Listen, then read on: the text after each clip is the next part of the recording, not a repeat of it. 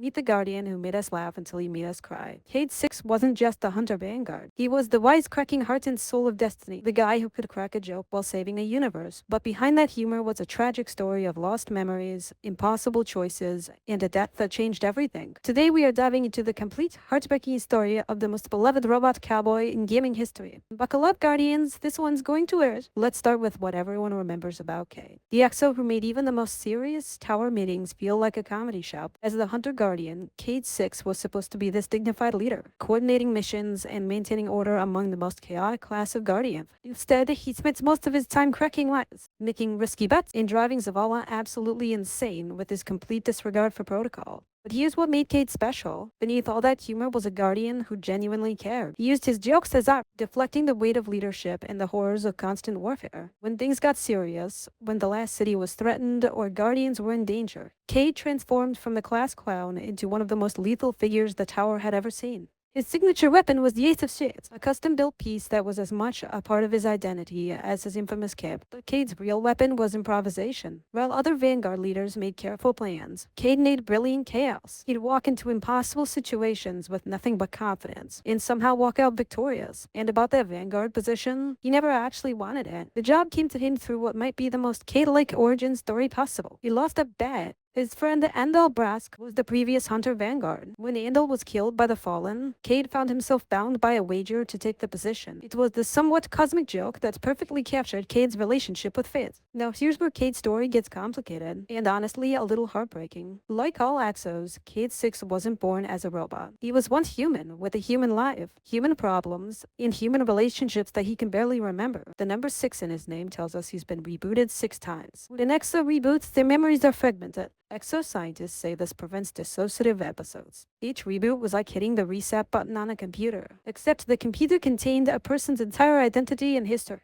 What we know about human Cayde comes in fragments, like a puzzle missing half its pieces. He also had debts, serious ones that got him into the kind of trouble that made people desperate. He was involved in shady dealings, possible military work, the kind of things that leave scars on a person's soul. Most importantly, he had family, a wife and a son he called Ace. Remember the name of Cayde's signature weapon? The tragedy of exo consciousness is that these memories feel real, even when they might not be. Cayde would write journal entries addressed to Ace, pouring out his thoughts and feelings to someone who might have been his son, or might have been a composite memory created by his fractured mind. He'd never know for certain, and that uncertainty ate at him more than he would ever admit. What we do know is that becoming an Exo was his escape from a life that had gone terribly wrong. Clovis Bray offered him a clean slate, a new body, and a chance to start over. The price was everything that made him human. For someone drowning in debt and regret, it might have seemed like a fair trade. When Cayde was revived as a Guardian, he brought all of that Exo pragmatism and human wit into a role that desperately needed both. His early adventures in Destiny 1 established him as more than just comic relief. He was a tactical genius who happened to deliver his strategies with a side of sarcasm. The Taken King expansion really showed us what Cayde was capable of when the stakes were the highest. When Orcs, the Taken King himself, brought his massive dreadnought to Saturn's rings and threatened to take the entire solar system, most leaders would have called for careful planning and measured responses. Cayde called for stealing a ship and ramming it into the most dangerous weapon in the galaxy.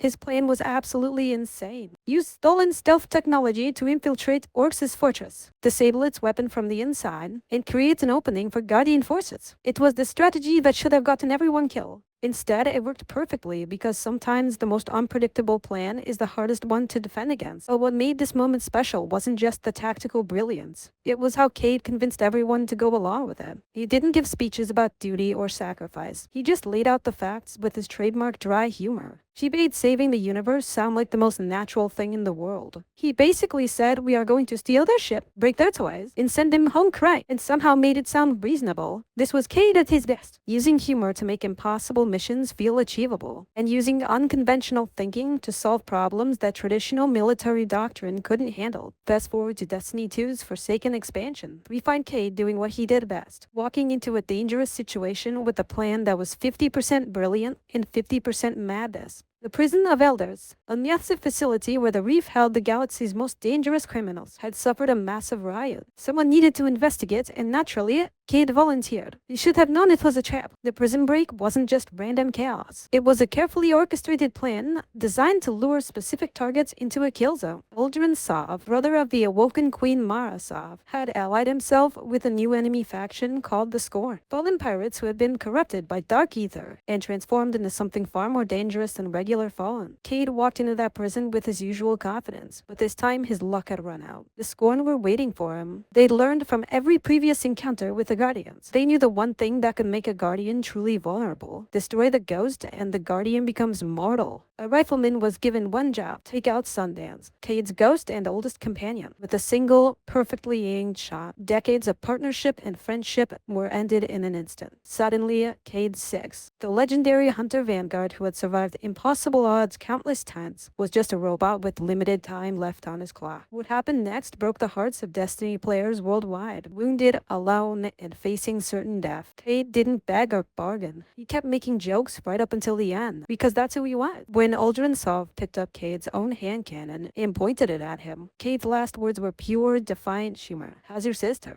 Cayde's death wasn't just another plot point. It was a seismic shift that rippled through every aspect of Destiny's storytelling. Up until that moment, Guardians had felt invincible. Sure, we'd faced cosmic threats and impossible odds, but our core characters always survived. Cayde's death shattered that illusion and introduced something new to Destiny: consequences. The immediate impact was personal. Your Guardian, who had been a silent protagonist throughout most of Destiny's story, suddenly had a voice, and that voice was filled with rage. The entire Forsaken campaign became a revenge story, driven not by duty or cosmic responsibility, but by raw personal grief. We weren't saving the universe this time. We were hunting down the people who had killed our friend. The deeper impact was tonal. The tower felt empty without Cayde's voice. Zavala and Ikora, already serious characters, became even more somber. The Vanguard, which had been a trio representing the three Guardian classes, was now incomplete, and everyone could feel that absence. Hunters especially felt adrift without their representative in the tower's highest ranks. Player engagement with the tower changed.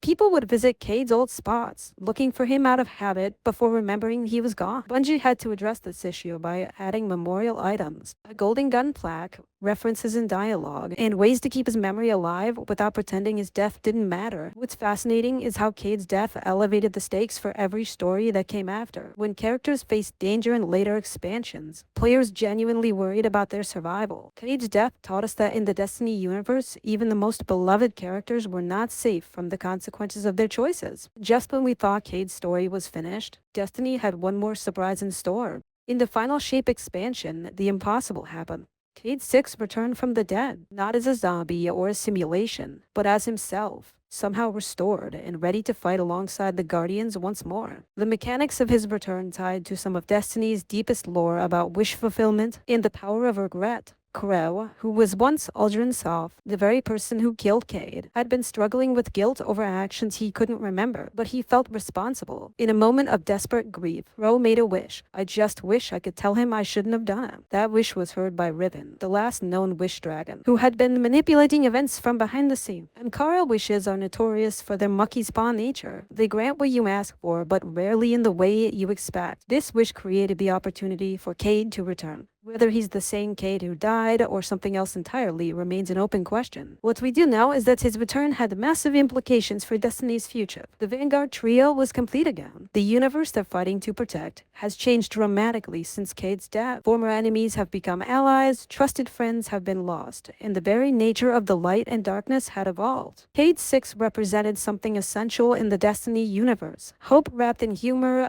and heroism delivered with a wink. In a game filled with cosmic horror and existential threats, he reminded us that humanity's greatest strength isn't our power or our technology, but our ability to find light in the darkness and laugh in the face of fear. His story arc, from mysterious exo to beloved leader, to tragic martyr to impossible returnee, represents the best of what video game storytelling can achieve. He wasn't just a quest giver or some sort of exposition. He was a character who grew, changed, and ultimately sacrificed everything for the people and principles he believed in. Cayde-6 taught us that being a hero doesn't mean being serious all the time. Sometimes it means making others smile, even when the world is ending. Whether you remember his terrible jokes, his impossible plans, or his heartbreaking final words, Cayde left a mark on Destiny that no amount of reboots or resurrections can erase. What's your favorite Cayde-6 moment? The time that he got stuck in a Vex teleporter loop, his legendary roast of Aldrin Sov, or perhaps just the way he made the tower feel like home? Drop your memories in the comments below, smash that like button if you want more deep dives into Destiny lore, and subscribe for more stories from gaming's greatest heroes. Keep that light burning bright, Guardian.